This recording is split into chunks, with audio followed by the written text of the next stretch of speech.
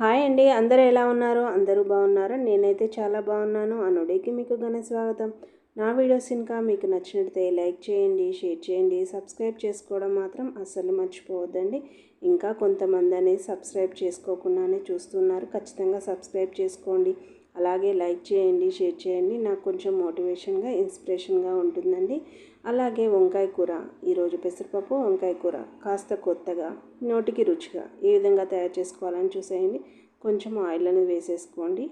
మనం ఆయిల్ మన ఇంట్లో ఏ విధంగా తింటామో ఆ విధంగా అనేది వేసుకున్న తర్వాత పోపు దినుసులు, ఎండుమిరపకాయలు అనేవి కాస్త వేగిన తర్వాత ఇప్పుడు ఒక ఉల్లిపాయ అనేది వేసేసుకోండి. ఇలా ఒక్కసారి అనేది కలిపేసేయండి. మనకి ఎక్కువగా వేగాల్సిన అవసరం ఏమీ లేదండి. ఈ ఉల్లిపాయ అనేది కాస్త మెత్తబడితే సరిపోతుంది. ఇది ఎప్పుడు ఒకే విధంగా కాకుండా ఈ విధంగానే ట్రై చేయండి. ఒక గ్లాసుడు పెసరపప్పు అనేది నేనైతే నానబెట్టుకున్నాను. ఎండాకాలంలో కందిపప్పుకు బదులుగా పెసరపప్పు అనేది ఎక్కువగా తీసుకుంటూ ఉండండి. ఎందుకంటే పెసరపప్పు చలవ చేస్తుంది. ఒక 2 టమాటాలు అనేవి తీసుకొని ఈ విధంగా వేసేసుకోండి. అలాగే రుచికి సరిపడినంత ఉప్పు వేసుకోండి. ఉప్పు వేసుకుంటే త్వరగా మగ్గిపోతుంటుందండి. అలాగే ఒక గ్లాస్ పెసరపప్పు తీసుకున్నాం కదా, దీంట్లోకైతే ఒక 2 టమాటాలు అనేవి అయితే సరిపోతాయి. తగినంత మనం మెంతి పసుపు ఉంటుంది కదా, ఆ మెంతి పసుపు వేసేసి చక్కగా అంతా కలిసిపోయేంత వరకు కలుపుకోండి.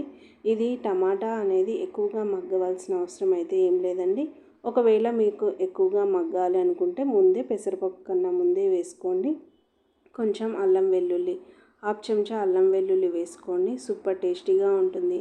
అలాగే కొత్తగా కూడా ఉంటుంది. పిల్లల నుంచి పెద్దవాళ్ళ వరకు ఎవరైనా ఇష్టంగా తింటారు.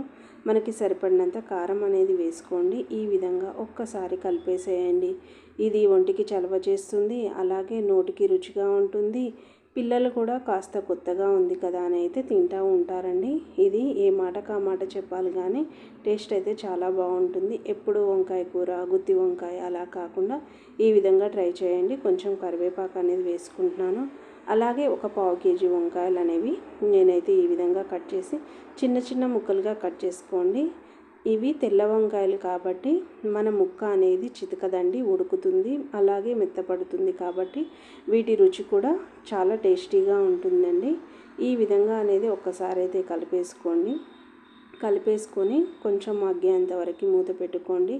ఇది చపాతీలో కానీ అలాగే అన్నంలో కానీ ఏ విధంగా అయినా మనం తినేయొచ్చండి. ఈ విధంగా చూడండి ఎంత చక్కగా దగ్గరికి అయింది కదా. ఈ విధంగా ఉడికితే సరిపోతుందండి. మనకి పెసరపప్పు కూడా అనేది మెత్తబడాల్సిన అవసరం ఏం లేదండి. కొంచెం జీలకర్ర మెంతుల పొడి అయితే వేసుకోండి. వేసుకున్న తర్వాత ఒక 1/2 గ్లాస్ అనేది వాటర్ వేసేసుకోండి. చక్కగా అనేది ఇలా, ఎందుకంటే ఇది ఉడకాలి కాబట్టి కొంచెం ఎండాకాలం కొంచెం వాటర్గా ఉంటేనే బాగుంటుంది కదండి. ఈ విధంగా పెసరపప్పు ఎక్కువ ఉడకాల్సిన అవసరం ఏం లేదండి. ఇది పప్పులుగా ఉంటేనే బాగుంటుంది. ఇదిగో చూడండి, మన ఆయిల్ అనేది ఈ విధంగా తేలుతూ ఉంటుంది కదా. ఇది పెసరపప్పు అలాగే వంకాయ, వీటి రుచే కొంచెం కొత్తగా అలాగే వెరైటీగా పిల్లలు కానీ ఎవరైనా కానీ ఇష్టపడుతూ ఉంటారండి. ఎప్పుడూ ఒకే విధంగా కాకుండా ఈ విధంగా ట్రై చేయండి, అందరికీ నచ్చుతుంది. అలాగే ఇది ఎక్కువగా స్మాష్ కావాల్సిన అవసరం లేకుండా ఈ విధంగా చేసుకొని తినండి. రుచికి బాగుంటుంది. అలాగే మనం తింటుంటే కూడా హాయిగా ఉంటుందండి. ఈ పెసరపప్పు వేసాం కదా, పొట్ట కూడా హాయిగా ఉంటుంది. ఎందుకంటే చలవ చేస్తుంది. ఎక్కువగా కందిపప్పు వేస్తే కూడా కొంతమందికి గ్యాస్ ప్రాబ్లం లాగా అలాగా అనిపిస్తుంది కదా. పెసరపప్పు వేసుకొని చేసుకోండి, సూపర్ టేస్టీగా ఉందండి.